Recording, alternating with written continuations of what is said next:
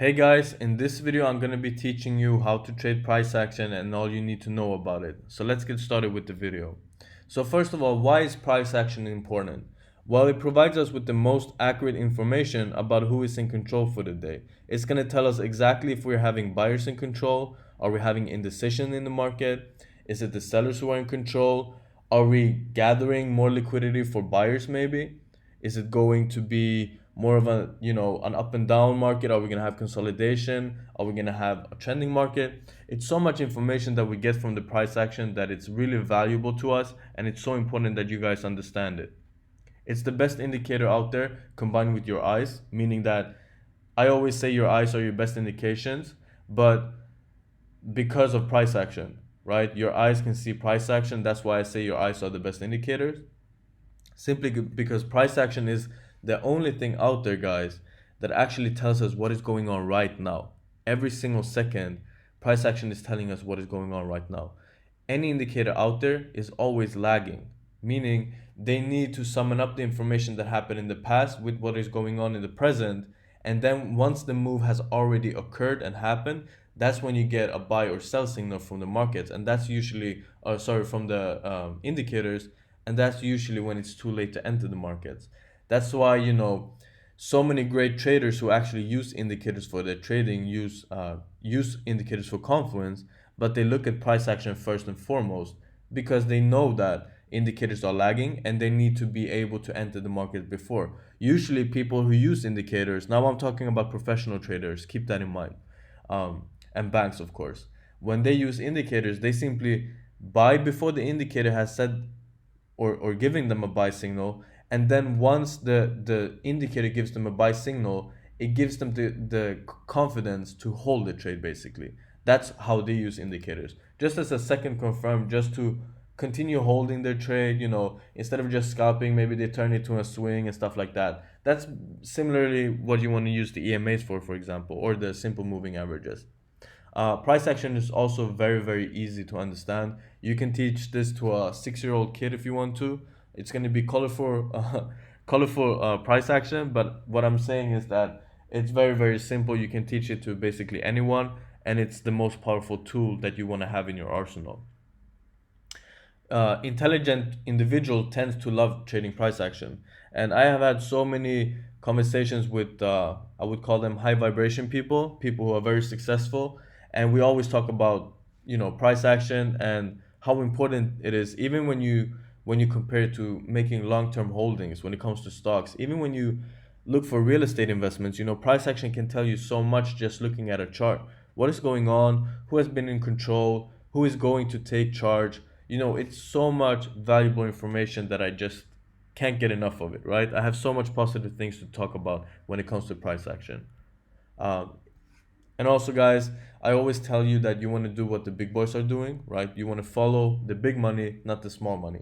You want to go where the big boys are going, the people who have deep pockets, who move the markets, who are in charge, who have that inside information. We want to follow them. The only way we can do it is by looking at price action, because that is the only clue they leave us every single day, right? They give us the clue by giving us a big bullish candle, for example. That's telling us enough, right? That we have a lot of buy orders gathered at the same time. So price is gonna go up because of the big boys. They're moving the markets. They're giving, or they're entering with so much money that the market has to move, right? So here we have a bearish engulfing candle. And what you will see straight out the bat is, for example, you can see we have a top wick, right? And we have a bottom wick.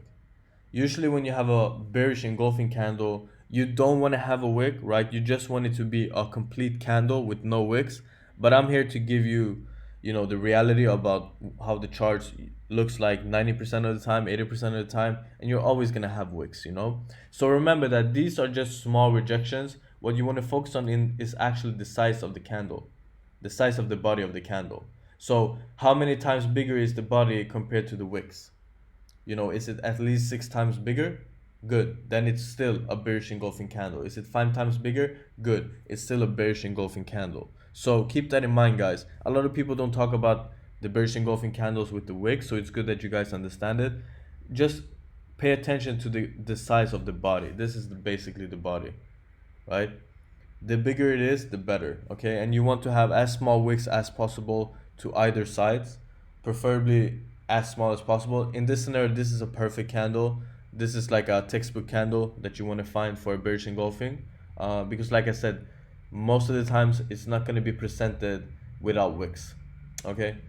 So when you see this candle, basically the information you're being provided is that there's so much selling pressure going on, okay? There's so much selling pressure. For example, at the bottom we had buyers trying to push price up. We had buyers trying to push price up, but it got pushed down because the sellers came in at this area and pushed price down. Price closed at this area. That's why the candle is so bearish. We started up here, we closed down here, okay? So there has been so many orders coming in, so many sell orders, that the market is now being very pressured. When you see this on the higher time frames, for example, the monthly, when you see it on the weekly, when you see it on the daily, because it's the higher time frames, it basically summons up everything that happened for the whole day, for the whole week, or for the whole month. So it's very easy to anticipate what is going to what is going to happen the next day, what is going to happen the next week, or what is going to happen the next month, just by looking at one candle. All right, and then of course you need to make sure that you put together the confluences with the zone, premium price areas, price action, structure, and so on and so forth. But price action is the first thing you want to look at because it's the present. Remember that. It's the information we get provided today, what we have right now in front of us. Okay? So the bearish engulfing candle basically tells us, okay, if the day has closed like this, if the weekly has closed like this, the next day we're gonna hunt sells. We're gonna look for bearish structure. We're gonna look for bearish momentum. We're gonna look for premium price resistant areas so we can sell from those areas, right? Because the daily candle is being very bearish. We're having an engulfing candle. We know there's a lot of sell orders. That's where we want to enter. Make sense? Let's continue.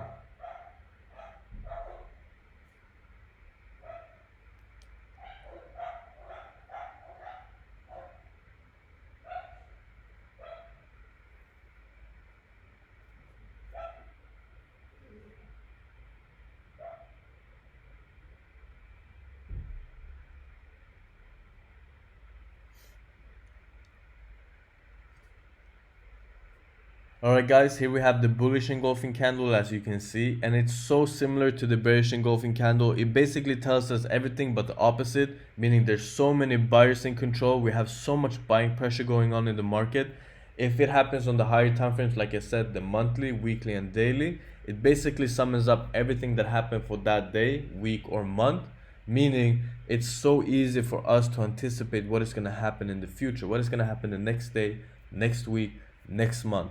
And then it's up to you to make sure that you perform a perfect top-down analysis after you have your price action clue, right? So what you want to do is you look at the bullish engulfing candle, you see that it's bullish. Now it's time to go down to the lower time frames, plot that structure, make sure you get that bullish structure confirmed, because then you have two confluences. You have the daily closing bullish, and you have the lower time frame structure moving in a bullish manner. So you're getting two confluences, very high probability. Make sure you enter that trade. Here we have the doji. Doji is a very powerful pattern because it's basically showing us rejection to two sides, right? It's basically telling us indecision. The market tried to go up, but it was forced down. It closed with a small body, meaning there's not so much power in, but it also tells us the clue depending on the color of the doji. For example, we have a red doji printed here in front of us. It's a bearish doji because it's red, right? If you closed green, it would be a bullish doji, meaning that there's still a little bit of buyer pressure at the end when the candle closed. But I don't want you guys to focus on that. When you see a doji, no matter the color, okay, it's still indecision, okay? Because we don't want any last minute savings when it comes to price action. That doesn't work here, okay? When it comes to trading, you gotta make sure you got that 80% probability, or else it's gonna be, you know, a hell. So make sure that when you have a doji printed in front of you, make sure you wait for the next candle to develop and close, okay? Because the doji is so powerful when you know how to use it. Because here's the thing. For example, if price comes to a support, imagine this now. If price comes to a support And in your head, you want to see a bullish confirm, right? We want to see a bullish engulfing candle bouncing off of that support. We want to see a shooting star pattern with a big wick, something that is showing us a sign of rejection, right? But if you see a doji being printed in front of it, in front of the zone now, and then after the doji, you get a bearish engulfing candle, that's telling you so much information. What is it telling you? It's telling you that we're about to break the support. Why? Because the first rejection we had was a doji, meaning indecision. And think common sense now, guys. At a support zone, the last thing you want to see is indecision, right? You want to know who the hell is in charge. Where are the buyers? Why aren't they coming in? And the doji is telling you that there's no buyers, there's no sellers. Basically, there's indecision. And because it's a support zone, and then you wait for the next candle, because the next candle is going to tell you exactly who is going to be in power for the rest of the next candle. Okay, when you get that bearish engulfing candle after the doji being printed at a support, feel free to take the sell, because now you can take a breakout trade before waiting for the retest, for example. Make sense? So dojis are very, very important. That's why I wanted to include them in this video. The hammer candle is basically a shooting star but inverted, right? So a hammer candle, as you guys can see by the size of the wick, it's at least 3 times bigger than the body, so it's showing a very, very big sign of rejection. In this scenario, for example, I took this with purpose. I took a green one because here you can see we have a rejection, but it closed green. Okay, and a lot of people think that, okay, because it closed green, it's still bullish, but that's wrong. Okay, when the wick is at least 3 times bigger than the candle's body, it's showing you rejection. Okay, because you have to think about it. Price moved all the way up here, and then there was so much selling pressure coming up at this area that price pushed down all the way down here, and then we came to a small premium price area that pushed price up a little bit, right? But you can still see who is in control.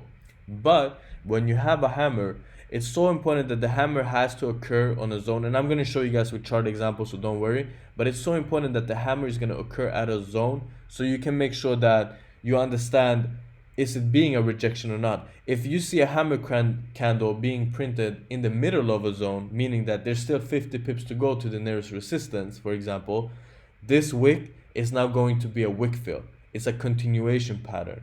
So I'm trying to give you guys the information that when you get the price action, it's so important that you understand also market structure. You got to understand what is going on in the markets. How is the charts looking? You need to have an in-depth knowledge about everything when it comes to trading to be able to read price action in the right manner, so to say, with the right reasons. When you see a hammer candle, like I said, it's not only a rejection, it could be a wick fill also, depending on where it is located right now in the charts when you see it. Okay, same here, we have an inverted doji, basically the same doji as we had before, but here you can see instead of having the candle body at the top, we have it on the bottom. This is basically just telling us a little bit more about the pressure. Basically the pressure here is that the close was even weaker. Okay, the close was even weaker, and we closed below. So we closed lower than the other doji, meaning we have more selling pressure. For example, if it was the inverted for example, if it closed bullish, it would still tell us that there's more selling pressure.